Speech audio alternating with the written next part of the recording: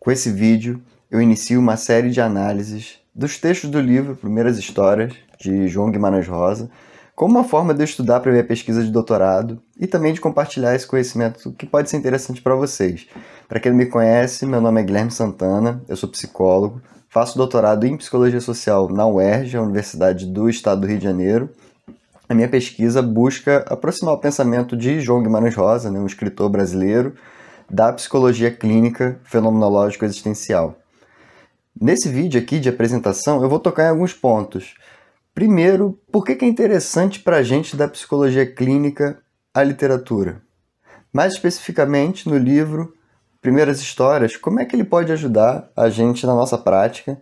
E mais, como ele pode ajudar com as nossas próprias existências? Depois eu pretendo fazer uma breve contextualização do livro para situar quem ainda não leu e quer começar, para quem já leu e quer se aprofundar um pouco mais, com o objetivo de preparar o terreno para a gente ler as histórias. Se esse projeto te interessa, já curte aqui o vídeo, que isso ajuda a gente a continuar fazendo e a chegar a mais pessoas. Como eu disse, eu sou da psicologia, estou fazendo também o doutorado em psicologia, meu mestrado também foi nessa área, a minha graduação. Então isso marca não só o lugar que eu estou falando, mas também as análises que eu posso fazer do texto, que não vão ser, por exemplo, como as de alguém da literatura. Ainda que eu também me valha de comentadores da literatura para me ajudar a pensar os textos. Mas ser da psicologia, e mais especificamente alguém que trabalha com uma psicologia clínica de bases existenciais, me faz ler os textos desse livro pensando como que ele pode, de alguma forma, contribuir para a minha prática profissional. Então, vamos começar com aquele meu primeiro ponto. Por que pode ser interessante para você da psicologia estudar os textos de um literato? E meu primeiro argumento é o seguinte: a formação nessa nossa área ela não é estritamente técnica. É claro que a gente faz uma graduação e aprende vários recursos técnicos, mas numa perspectiva fenomenológica existencial, especialmente, o que torna alguém psicoterapeuta é um modo de se relacionar com o outro. E eu diria também um modo de se relacionar consigo mesmo, com a sua própria vida. Que modo de relação é esse, afinal? E aí a gente pode ter como exemplo, o que o Martin Buber chama de relação eu-tu, ou então o que o Heidegger, um filósofo importante para a nossa abordagem, vai chamar de preocupação libertadora. São conceitos que a gente aqui do Coexistenciais vai trabalhar melhor em outros vídeos. E explicando isso de maneira sucinta, a terapia vai focar num tipo de relação em que se devolve ao outro o caráter de possibilidade que é o dele, que é de todo ser humano. Então a terapia não vai ser um espaço para ensinar o outro como ele deve viver, ou então um espaço para corrigir modos de ser, mas principalmente um espaço de análise e de explicitação, de deixar mais claro o modo de ser do outro com a vida que é a dele. Isso me leva ao meu segundo argumento. Para que essa relação possa ocorrer dessa forma, é preciso considerar, escutar e valorizar a singularidade.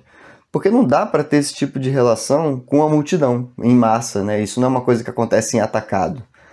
Por isso, na abordagem fenomenológica existencial, a gente vai buscar compreender a singularidade, ou seja, aquilo que acontece com cada pessoa de maneira singular, e isso mesmo em práticas grupais, quando tem mais gente do que um terapeuta ou uma terapeuta e uma pessoa sendo atendida. Isso não quer dizer, e é importante demarcar, de maneira particular ou individualizada, porque a gente também não parte da compreensão de que as experiências são estritamente individuais. Nesse sentido, a literatura em geral, e como eu pretendo mostrar as primeiras histórias de Guimarães Rosa, são muito valiosas, porque elas vão ajudar a gente a se aproximar de maneira sensível de experiências existenciais que são singulares. No caso do Guimarães Rosa, para além de preconceito e de julgamentos. E isso é uma das características da narrativa deles, dos personagens dele, ou então como eles chamam os personagentes, eles estão à margem, são crianças, são loucos, são velhos, são jagunços que ficam pensando na vida, ficam filosofando, são mulheres que desobedecem ao destino que já estava traçado para elas, etc. São alguns personagens que encarnam um processo de singularização existencial, que encontram um modo próprio de existir, resistindo àquilo que já estava simplesmente colocado para eles. Então eu aposto que os textos do Rosa ajudam a gente a afinar a nossa escuta para aquilo que é muito singular, aquilo que diz respeito à existência de alguém e que está para além das ideias preconcebidas que a gente tem sobre os fenômenos, né? Sobre tudo que acontece. Esses textos do Rosa ajudam a gente a atentar para aquilo que ainda não tem nome, né? Mas que vai ganhando contorno na medida em que tem um espaço para escuta e também que se tenta narrar alguma coisa.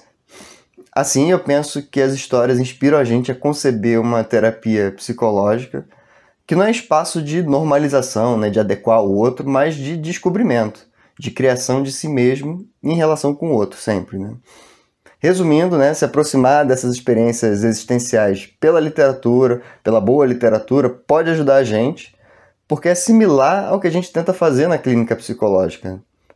Extrapolando mais ainda, e aqui eu estou me dando o direito de fazer isso, porque é um vídeo do YouTube, né, não é minha tese de doutorado propriamente, ler literatura com esse tipo de atenção pode ajudar a gente a refletir sobre a nossa própria vida e transformar a nossa própria vida. Tem um acontecimento da minha adolescência que eu vou compartilhar aqui que ilustra isso, né? Eu tenho uma relação de amor à primeira leitura com o Machado de Assis. Dom Casmurro, né, que é o grande livro desse autor, foi o primeiro livro paradidático que eu li no ensino médio, né? Já estava no ensino médio, e eu realmente gostei, né? A leitura me tocou muito.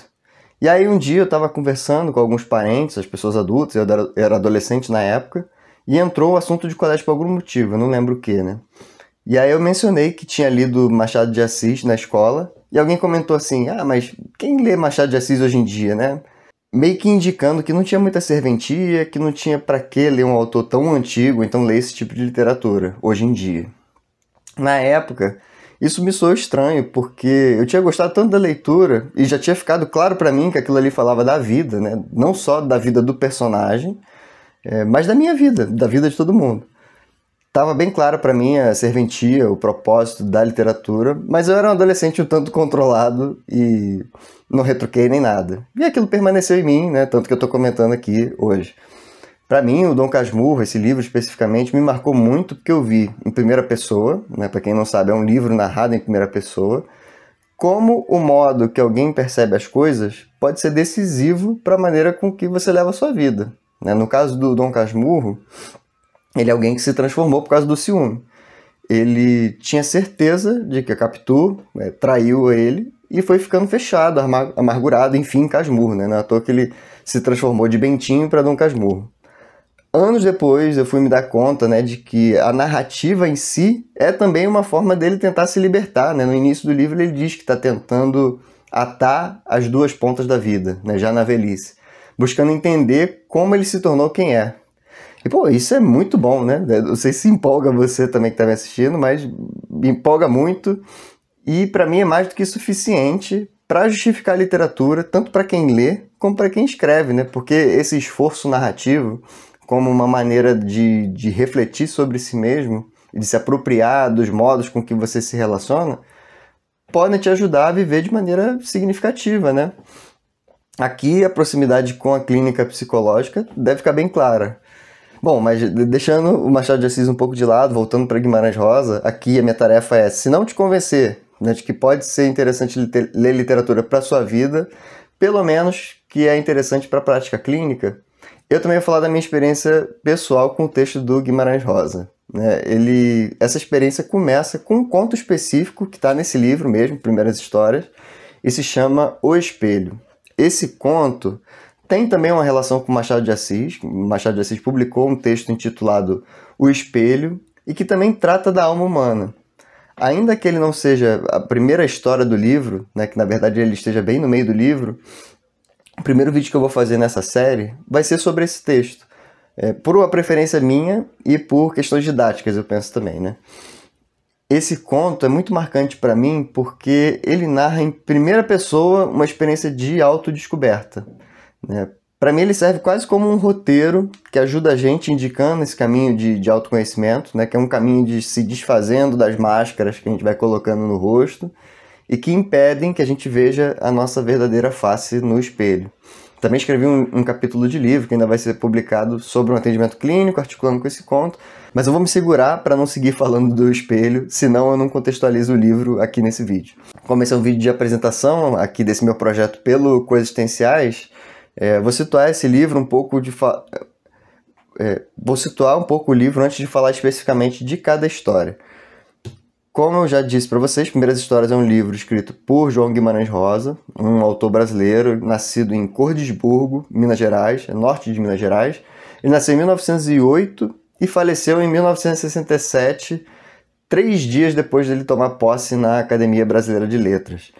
Ele foi médico, né, antes de ser escritor, trabalhou no interior de Minas, foi diplomata na Alemanha na década de 30, então um período sensível. Casou com a Aracy, né, foi o segundo casamento dele. Eles tiveram uma atuação importante na libertação, né, na proteção a alguns judeus nesse período.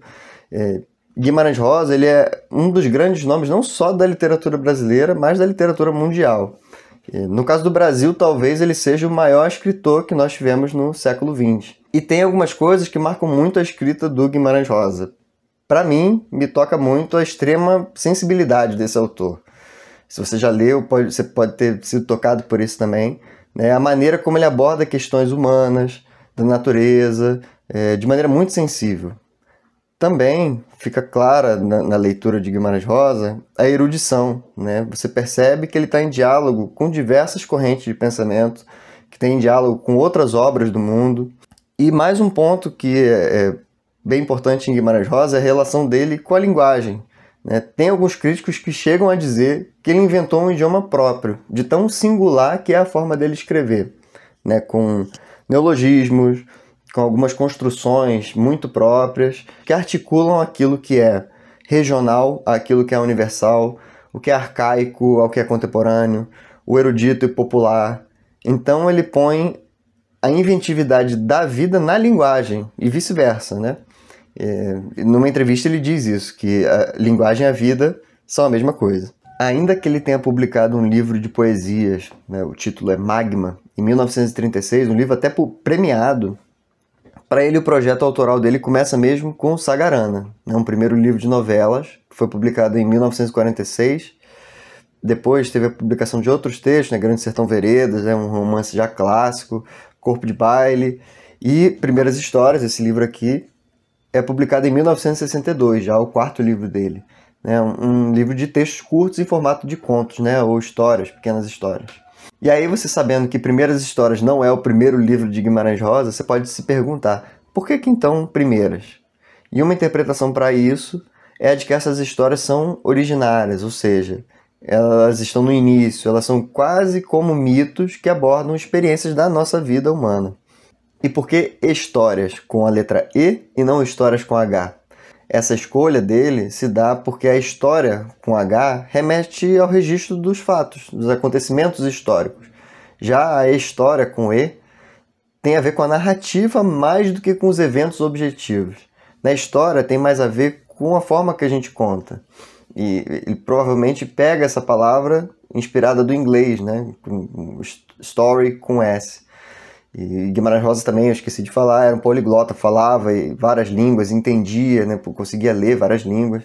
E ele faz isso, né, no idioma que ele cria, ele tem influência de vários outros idiomas. Mas voltando, Primeiras Histórias é um conjunto de narrativas originárias que, na minha opinião, eu diria, tem a força dos mitos. E essa é uma chave de leitura que eu acho interessante de colocar já nesse vídeo, né, as histórias como mitos no sentido de que iluminam para a gente a natureza dos fenômenos, né? Ajudam a gente a se aproximar daquilo que já faz parte das nossas vidas, mas que geralmente a gente não presta atenção, ou então a gente acha que já sabe por diversos preconceitos, né? Preconceito do senso comum, preconceitos religiosos, científicos, etc.